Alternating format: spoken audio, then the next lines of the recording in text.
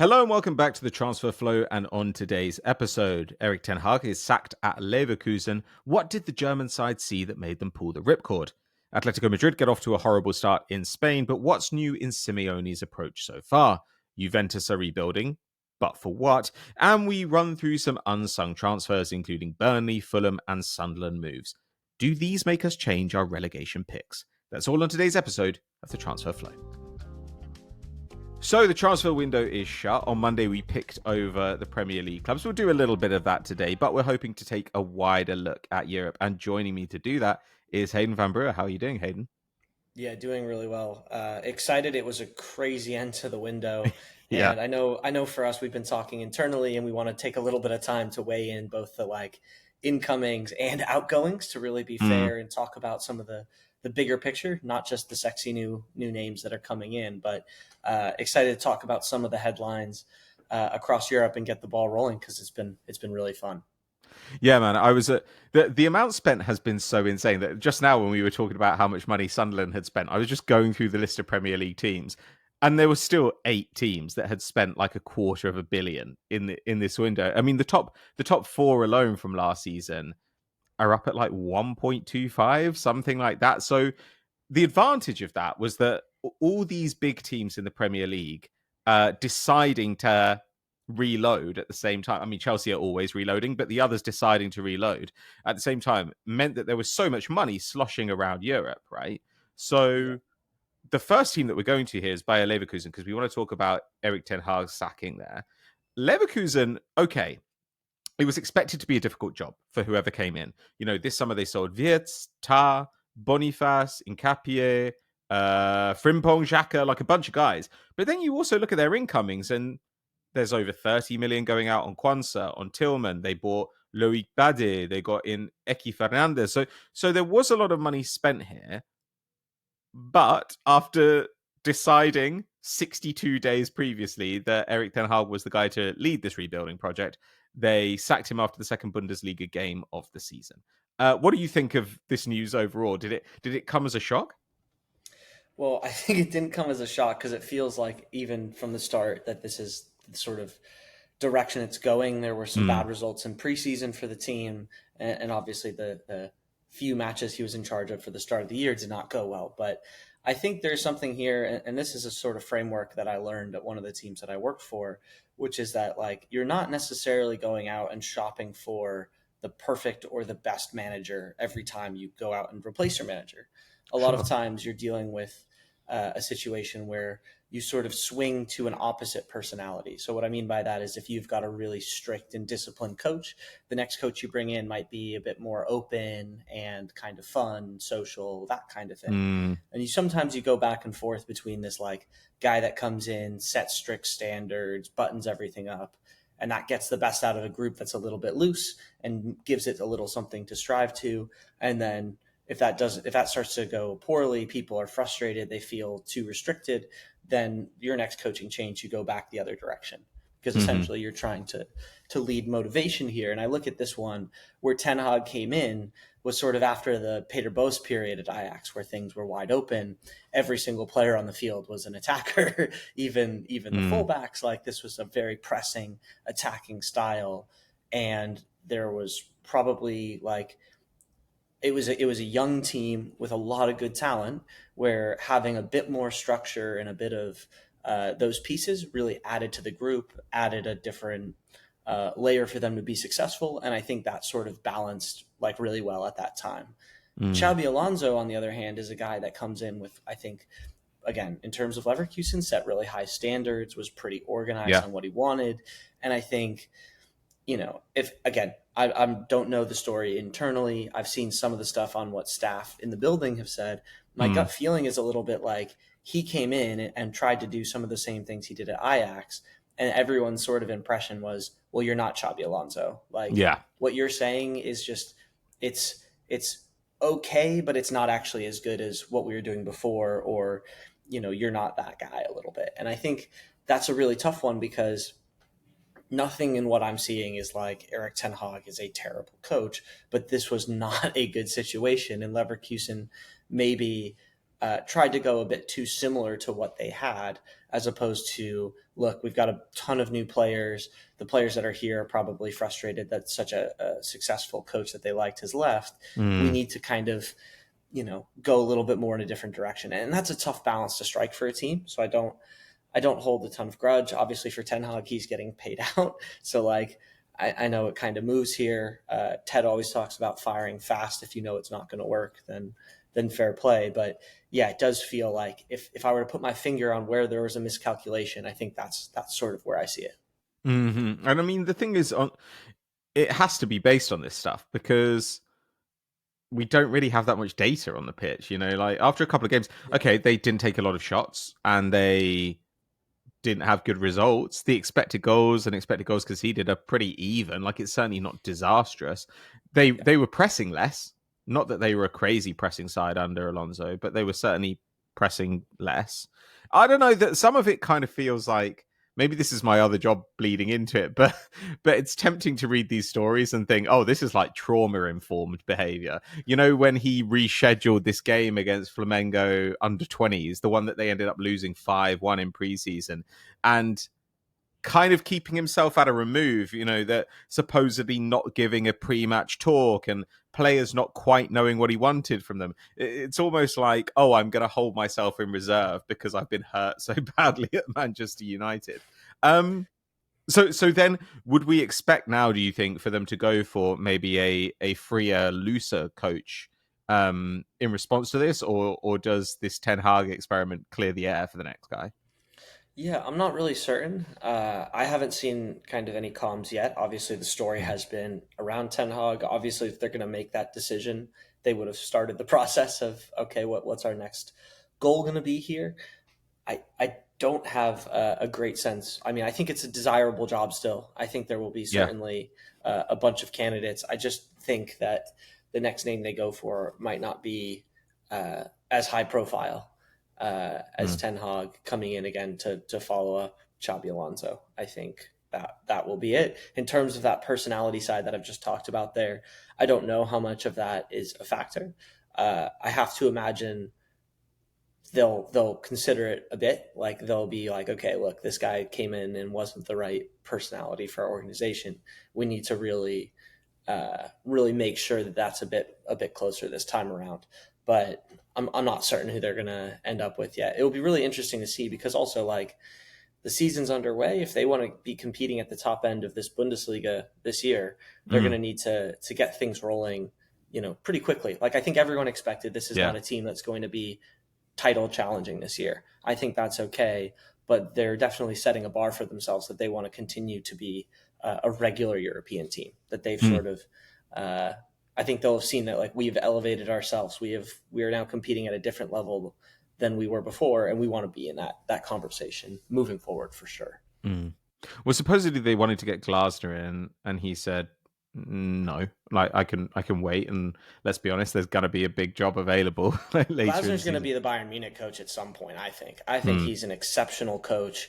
I kind of feel for everybody in the Crystal Palace situation this summer because it feels like it's all sort of John Textor related. The club didn't make signings early because they weren't sure if they were going to get hit with fines. They didn't know what European competition they were going to be in. They had everyone looking at their squad because of how well they had done. And then it sort of felt like players started leaving and they were running out of time to actually get guys in. And the targets they were getting in were young and prospects and not necessarily the level that would keep the team sort of competing and trending in that direction. So I understand the frustration from Glasner, who has kind of committed himself to the club and said he believes in the club and the project. Meanwhile, having his resources stripped away is look, you just took Eze, you can't also take my other best player or one of the other strongest players in the team in Guehi, who's also the captain.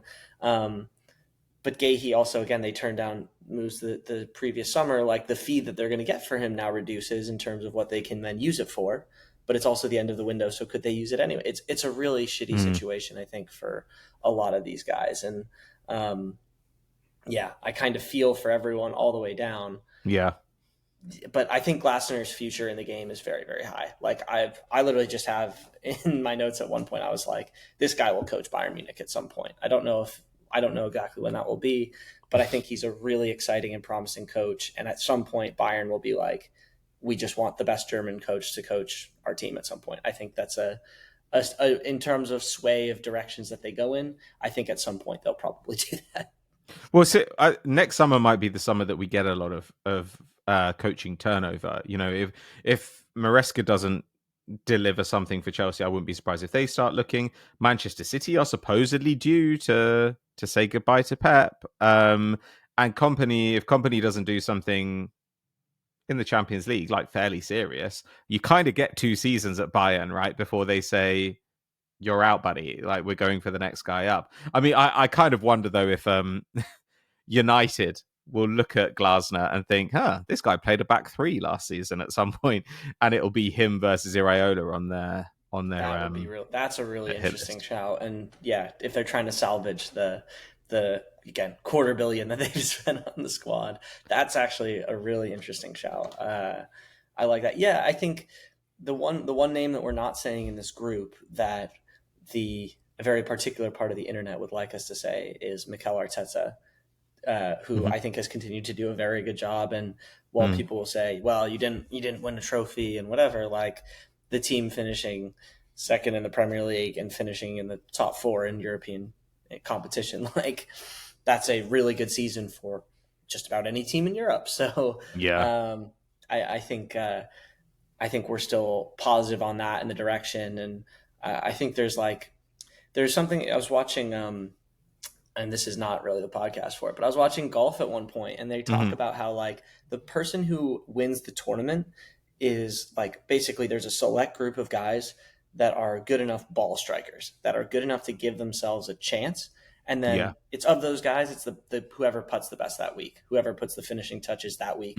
But basically 90% of people have no chance because only this small group is good enough to contest and compete. And that's sort of how I feel about Arsenal, is they're contesting, they're competing. They're one of the few teams that actually have a chance to win a number of things. And it just hasn't gone their way. They just haven't had that extra little piece, but they're competing and they're in that group every year. There's a lot of teams who never get that chance and are not in that group every year. And as we saw last year, there are plenty of big teams that get put into that category. And that's something that you want to avoid. And when you are getting yourself regular chances there, that's a good thing. You want to keep doing that. I just think it's impossible to see Arsenal moving on from him. You know, even if just because of how powerful a figure he's become there. More so, yeah. I think he gets at least a couple more seasons, and honestly, then it might be that he decides to leave instead. I guess the X factor in that situation is the development of Cesc Fabregas at Como, because there will be there'll be half an eye on that from Arsenal. Well, shall we go from managers who could potentially depart at some point to a manager who apparently will die in this role? Diego Simeone at Atletico Madrid. Atleti have had a really rough start to the season. You know, we talked up their business in the summer. We were excited about it. At the same time, we talked about how these players seem to be privileging, you know, like these targets. They were privileging a few specific qualities. They were looking for guys who were more progressive players and more attacking players. It seemed like they were recalibrating the balance of the midfield. And that's kind of what we've seen. You know, they've had 2 draws and a loss so far. But Hayden, do you think? I think it's fair to say, do you agree with me that the Atleti seem to be attempting an evolution right now? Yes, 100%. And that's it was interesting when you guys sort of flagged this as a topic for today.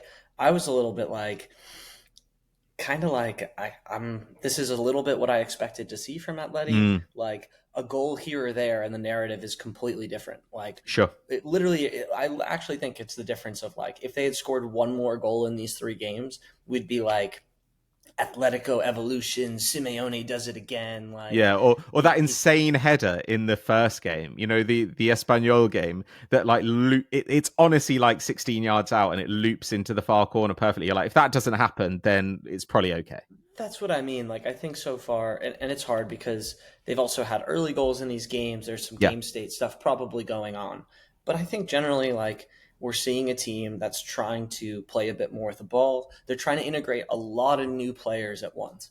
Like, I think you're seeing the front part of the team change around each game. I mean, I think, again, the biggest player we had questions on was probably Johnny Cardoso coming into this team and how that would affect the midfield. But otherwise, the rest of it, I think it looks like they're trying to play a bit more with the ball. They're still not exactly certain on how to get the balance right between, like, when they play with Sorloth, getting him involved with crosses versus Alvarez has, really thrived on more of those transition moments. Like, it feels like this is the recalibration, and for them, it's going to be how quickly they can like get some pieces of that, especially offensively, to click. Because defensively, I think largely the group is fine. It's that midfield bit that is going to be a little bit of a tricky component to evolve, but I think that was always going to be the case, and we sort of have touched on that a couple of times. So I'm largely not like too worried about it. I think mostly like what I've seen, like the guys they've brought in still like look pretty good. It looks a little bit like getting everyone connected and together. And really, I feel, and I don't know, like it's only a few games sample size. My gut feeling is really more that this has to do with like lots of new players getting comfortable and connected to each other, rather than like this game plan not going to be like Simeone can't coach this game plan. That's not really how I'm feeling right now. I think they've actually looked good enough in what they're trying to do, and like if they can get a few guys just to like heat up a little bit and connect, I think it actually will come together, and they'll look like the team we thought they could be, even with this change of style. It's funny that they did this 4-2-3-1 in the first game and then lost, and then immediately went back to 4-4-2 the next two. Yes. Like so, but obviously it's difficult to use the stats here, because as you say, like game state is a factor. Like it's such a small sample, but it does look like there are some pretty significant changes here. Like possession at like 60%, and PPDA has gone from 13.6, so like not terribly active. I think that was third bottom in Spain last season, to 8.1. So that's second in Spain right now to Barcelona. Like they are pressing up aggressively. They're making more defensive actions in the final third. They're getting like 40 to 50 more touches in the final third per 90 than last season. I mean, like they are trying to dominate territory basically in a way that is kind of alien for this team. I think they did one season where they tried to play a more attacking style, and it was slightly calamitous. And when you watch it as well, in the last match, there were loads of times where there were 5 or 6 guys in the box. And it wasn't like they were chasing the game at that point. It was just you had people combining around the top of the box. There's the Espanyol game, there's an Alvarez chance, where suddenly you're seeing 5 guys all moving freely around the top of the box and combining. And I thought, okay, this is something we really haven't seen from Simeone. It's normally two plus one, who do that, those combinations. So we should expect them to give up higher quality shots against, right? If they're pressing high, this is going to happen. And we should expect them to have some calamitous games and some calamitous results. But these games so far haven't been calamitous, even if the results have worked out quite badly. I don't think they're going to open things up also like the Hansi Flick team we've seen at Barcelona. Sure, like, yeah. I think there's a feeling, and maybe this is also part of like the strength of schedule stuff, because they haven't played the expected top team so far. But I think that there's like a feeling of, well, they're trying to attack more, and they've gotten scored on by these kind of weaker bottom half, maybe expected teams. And I don't really see it that way. I think like for the most part, it's looked good. It hasn't fully clicked to the point where they've like run over a team, and it doesn't look like things are really hurting them like on the other side to a significant degree. And I think we talked like even at the back half of last season, like for Atletico, they're going to have to, if they want to put themselves in conversation challenging this Barcelona and Real Madrid team, they're going to have to kind of shuffle the deck a little bit to get more of that attacking output, to give them more chances to add goals and control games, force other teams to come out and attack them. And I think they're trying to do that, which like it's a challenge. You're trying to make like subtle changes to get a bit more favor in professional sports. It's a challenge. It's definitely one I want to keep an eye on. Like I'm not like here saying like they're fine, they're great, they're going to finish third no matter what. Like I think there's a lot of challenging teams towards that top end of La Liga this year who've made interesting moves, but I think I still kind of feel like it's moving in a good direction, and they've got a real chance of figuring it out, even though these early results haven't come their way. Yeah, I think it's definitely one to keep an eye on. It'll be interesting to see how many of these guys end up being useful parts and how many of them by the end of the season have been completely benched. Like this is something that we see with Simeone, but it's an intriguing experiment. And I think, I guess we've said this for a long time, and he's won a couple of titles, so it's worked out for him. But we've kind of said for a long time, like, if Atletico Madrid want to compete with the other two big teams in Spain, they do need to have a more dominant style. They need to have a different gear for games against the weaker sides. Shall we head over to Italy then?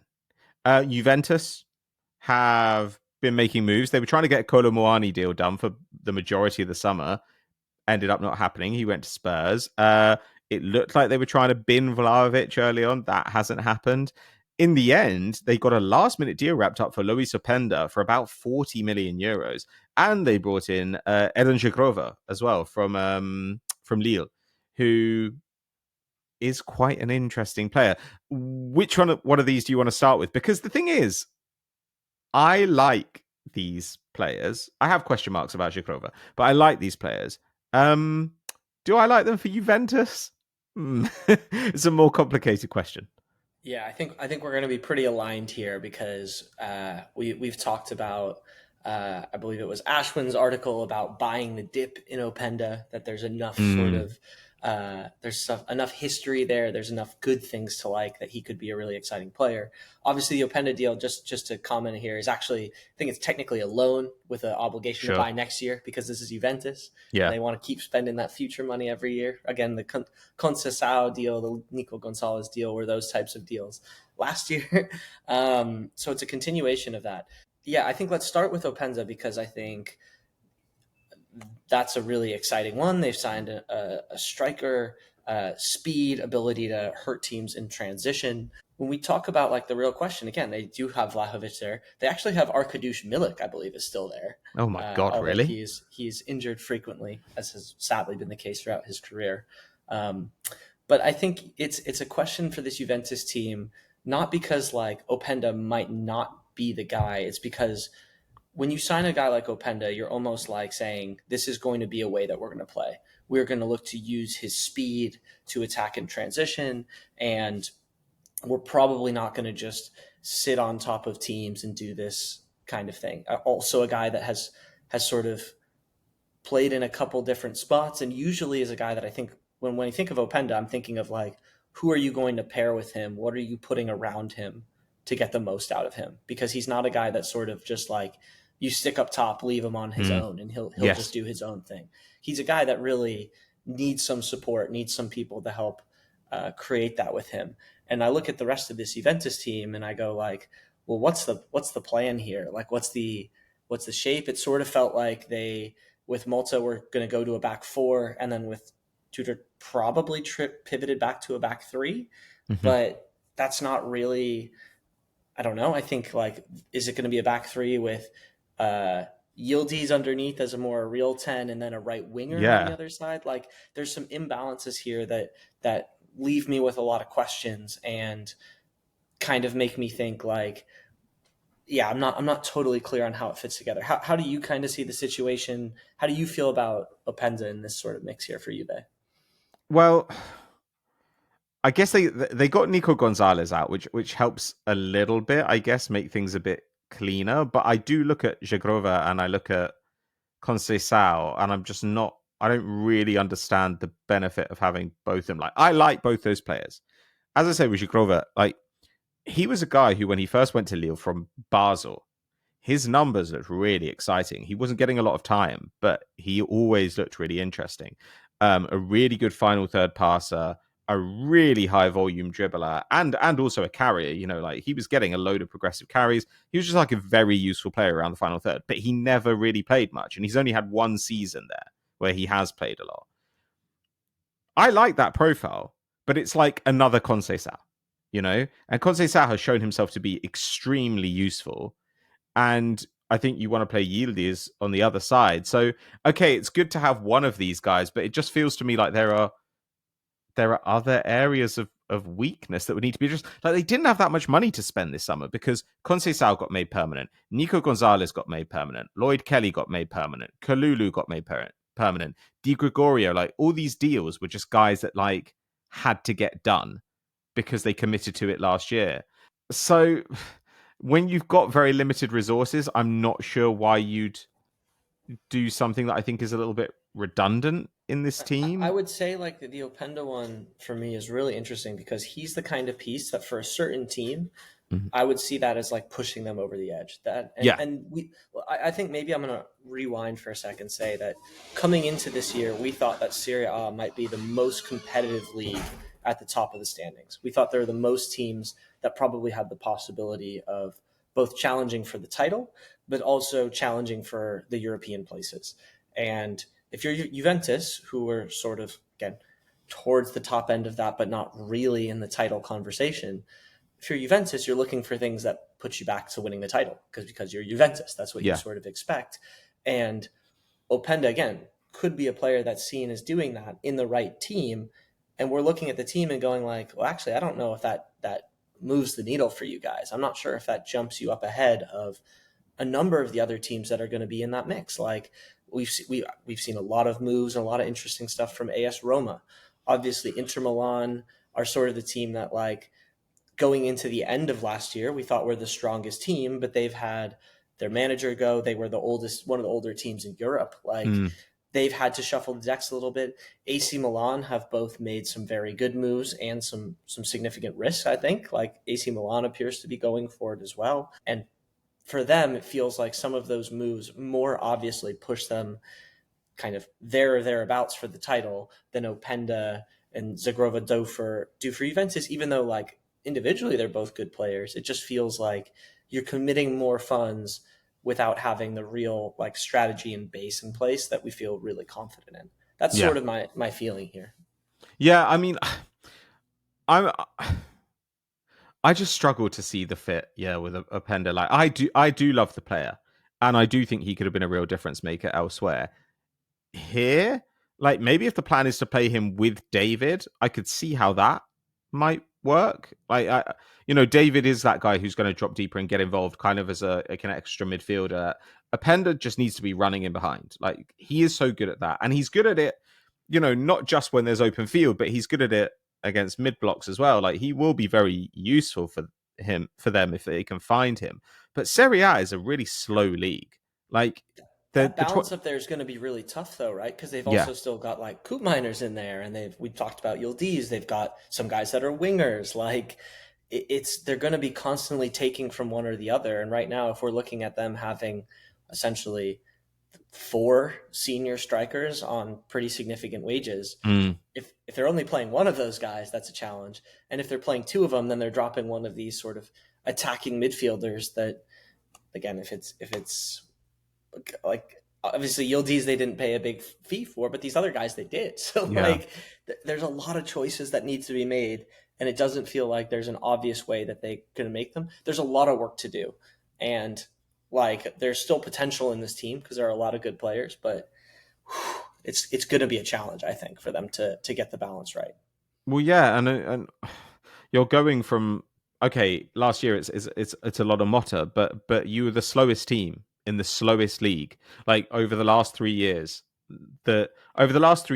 last year's edition of Serie A was the slowest season we've seen in any of the top 5 leagues since 2022. And teams, you get a lot of stylistic diversity in Serie A, but you do have more teams who are going to bunker deep. Like you do just have a lot of those sides.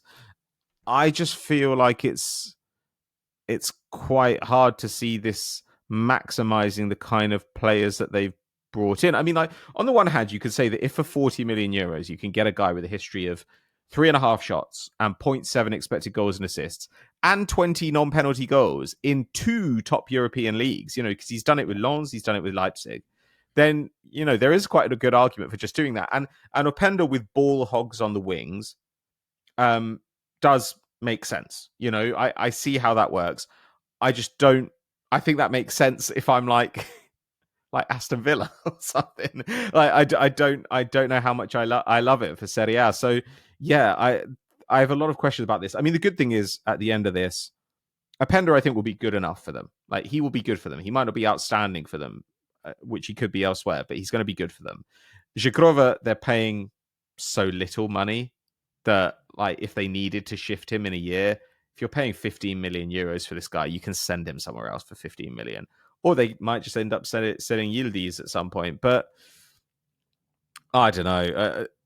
They've got a lot of dribblers. Like, maybe that will do it. Maybe they can just break down blocks with just Conceição and Zhikrova just dribbling like crazy and Openda making runs. We will see. We'll see. I wonder what it will be. Openda feels like a future argument between you and Ted at some point, sort of like the Kolo Muani one was a little bit at one point, where you were like, Sure. He's fine. I don't necessarily rate the team or think they use him well. And Ted's like, use what well? Does he have enough to really move the needle for a team? We'll find out, I think, a little bit with Tottenham Hotspur. That's a bigger question with the way they've trended and tooled up their attack, that he's going to be asked to do some things and he's going to have to step up or not this year. But I think it feels like Openda could be in a situation like that, where you're sort of like, I'm not sure what he's supposed to do with the way this team is playing. And Ted's like, he might not be a 50 million striker for a team that expects to win Serie A. We'll see. Obviously, there's still lots of time. We're just starting the season, but just wanted to put that on people's radar. If people paid attention to the last time you guys argued over a Juventus striker. Well, I'd be happier doing this because I actually love Openda. Whereas with Kolo Muani, I'm like, I don't love this guy. Sure. I just don't think he's a scrub, you know. And I was kind of gratified that the argument I made to Ted on Monday was Kolo Muani not as a backup striker, because they've got Solanke and Richarlison there, who I think Frank likes, as the Brennan Johnson alternative. Like, I was gratified to see a bunch of Spurs, like, kind of commentators and analysts saying a similar thing. I was like, okay, right, good. I feel like we're on the same page here. So I think he could quietly have a decent season, but we'll see. He's not going to explode, but he could be good. Okay, we've got a little bit of time here. So tons of moves that we just haven't had a chance to get to. I want to ask you, Hayden, like, what has caught your eye from the last round of insanity before the window closed? We've been talking about the teams trying to stay up in the Premier League.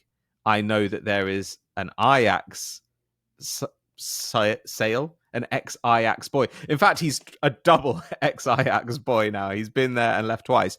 Do you want to talk about Brian Brobbey? I always want to talk about Brian Brobbey. Brian Brobbey to Sunderland, for me, feels like this year's version of Liam Delap to Ipswich Town. Ooh. It feels like this is a deal at a pretty good price. I think for Ajax's side, I think they're getting a good fee on the player. They're looking at other striker options. It feels like he's not a fit for the play style or what they want from a striker. So moving him for a decent fee is good. In terms of Sunderland, I think there's some really interesting stuff here. I think, first of all, he's a guy that if they got dropped down to the championship would be awesome in the championship. I think he's so physical. He can wrestle center backs. He's got he'll look to make those little burst runs and behind in and around the box. I think he could be really effective there. The cool thing, I think, is that he's played, especially when he's played predominantly at Ajax, didn't have as much playing time in Germany for Leipzig. But for Ajax, he's been in a team that has a lot of the ball, controls the game, is a dominant team. That's not going to be Sunderland in the Premier League. He's being brought in because of his physicality, but hopefully his ability to defend and contribute on that side. And I think it's an interesting one because it's literally something that we haven't been able to see specifically in a lot of the data points, but I think it looks like a player that has that. Like, he's not a player that's stagnant or just sort of takes the defending side of it off. I think there's a feeling that he could contribute there. Sunderland have primarily played sort of back four, and they played maybe a bit more, especially at the back end of last year with two strikers. I don't know if that will sort of be a little bit the goal, that Brobbey does some of the physical battling and wrestling, and then you have Mayenda or Isidore are the ones stretching and running behind, particularly in transition. But I think it's obviously an aggressive move. Sunderland have been very aggressive in the transfer window this summer, and I like the fit. It feels like one that if they go down, they have a way out of it, or a player that could be really effective for them. And if they stay up, then that's an unbelievable signing, because promoted teams haven't done that in a couple seasons. So I'm really positive on the signing. And I in a transfer window where we've spent a lot of time going like, I like the player, but that's so much money. I think this is one where I think we feel a lot closer to, you know, a few million or something like that different maybe, but I think it's probably a fair price and a player that makes sense for the team. Yeah, 20 million euros, I think, for a guy who can probably get you some goals in the Premier League or at least be a good player in the Championship, like you say. That seems to me to be a completely reasonable number. And I mean, his Ajax numbers are ridiculous. Like, they are insane. And okay, he's not going to be an additive passer, and you're not going to get like ball carrying out of him and dribbling out of him. He had like one season where he did that. He's also not going to just balloon the ball out of play all the time. You know, he's perfectly fine there. And he can run the channels, like certainly. He gets quite a lot of progressive reception. So I look at somebody who can just... It does feel like with quite a few of these moves, Sunderland have said, we need guys who can stand up physically to the league. I think particularly of this and Xhaka and Habib Diarra, Mukiele, like those signings feel like we not only need to get more talented, we need to get bigger and stronger. And all those guys do have the ability to stand up physically in the league. I mean, do we need to reassess Sunderland? Because there was a lot of time, okay, in the transfer flow Slack back in July, early August, where people were saying this team's going to finish 20th. And I've got to say, I was a bit Sunderland curious. And in other venues, I've talked about how I think Sunderland could be an interesting shout to stay up. Like, I kind of have more faith. I have more, I wouldn't say faith, but I'd be more tempted to put a little flutter on Sunderland staying up than Leeds, really. They've gone out and spent an awful lot of money and on a lot of interesting, talented players. Do you think that this changes the perception? Because it wasn't just Brobbey. Like, you know, they also got in Geertruida like at the last minute as well. Like these are experienced top 5 league players that they're bringing in. Yeah, I think for me it's moved the needle. I didn't have them finishing 20th. I had Burnley finishing 20th. I think it's the only but then answer. I had Sunderland kind of thereabouts. Yes, I would move them ahead of Leeds in terms of like I see some real upside in what they're doing. I think they've come into the league and they're trying to show a commitment to defending, keeping things tight, and then having an upside. I mean, I think when we talked sort of previously that we felt like there were a team that were going to come in, even though they were less talented than the Leeds team that had won in the championship last year, that their strategy in terms of how they were playing was going to adjust better to the Premier League, whereas Leeds had significant changes to make in terms of how much of the ball they were used to having and some of the players that they had. And I also felt that like some of the business for Leeds, like Manor Solomon was a huge part of the way the team played last year. He's now gone to Villarreal. He's not going to be back at Leeds.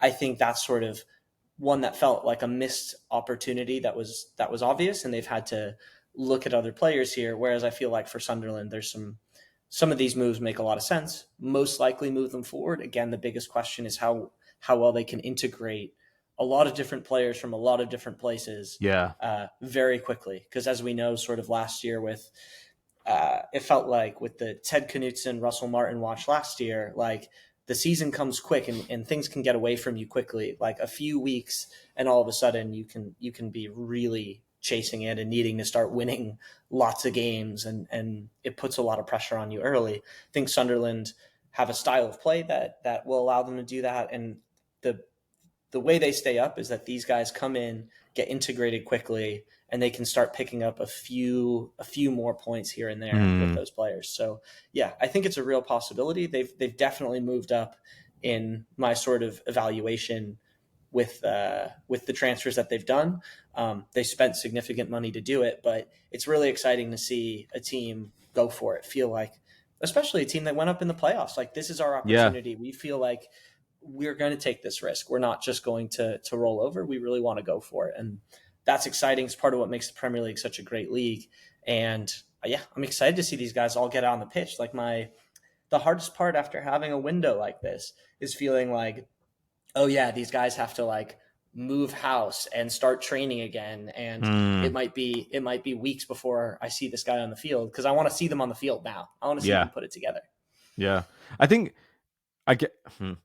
maybe it's a strange move to compare Sunderland to Liverpool, but there does feel a little bit like this, where it's like we have an opportunity here to transform the midterm outlook for this side. That is how I think promoted teams should approach it. It's like, if you've got the money, you should be like, we can make ourselves permanent promotion contenders, like almost in the space of a year or two, Sure. if we go for it. And yeah, they have got in a lot of these experienced guys, but very few of them are old. You know, like the Mukiele and Hertrala, like these are guys they can get value out of for a while. Xhaka's the only one there who's like a real veteran. And then there are a ton of youngsters. And if 2 of those youngsters hit, if 3 of them hit, then suddenly you're really cooking. So I think I like the way that Sunderland have done it. I really would like them to be rewarded for it. I don't know if we're going to see the most exciting football, but you can definitely look at the squad now and see 1 or 2 plausible game plans in the Premier League, which I think is a good situation. The one that I wanted to talk about was Chukwueze to Fulham, because Fulham didn't really do anything for pretty much the entire summer. They got in a keeper, and then on the last day, it looked like they were going to sign 3 wingers at some point. It looked like they were going to get in Chukwueze, Tyreek George from Chelsea for a really good fee. That ended up not going through, but they did get in Kevin from Shakhtar Donetsk. I don't know anything about Kevin. Like, it's just like we'll see what that guy is. But Chukwueze is an interesting one. Like, he's a good player. Hasn't played that much at Milan, but was really, really highly rated at Villarreal, you know, and a good passer, like lots of passing into the area, lots of creation, and is able to create off the dribble. Does it an awful lot. I mean, this is a guy who at his best was a huge progressive carrier, a huge like one-on-one threat against defenders, was carrying the ball into the penalty area relentlessly, and actually doesn't get dispossessed that much for how much he tries this. Like this, he's in his mid-20s. He's a guy who hasn't really had a fair shake at Milan. This just seems like a really, really fun signing for Fulham, and I don't know. It's hard if you're going to stand still after having a good season last year because of the way that some other teams have strengthened. But Fulham were a pretty good team last year, and I expect them to be a pretty good team again this year. And so I'm quite excited by this one.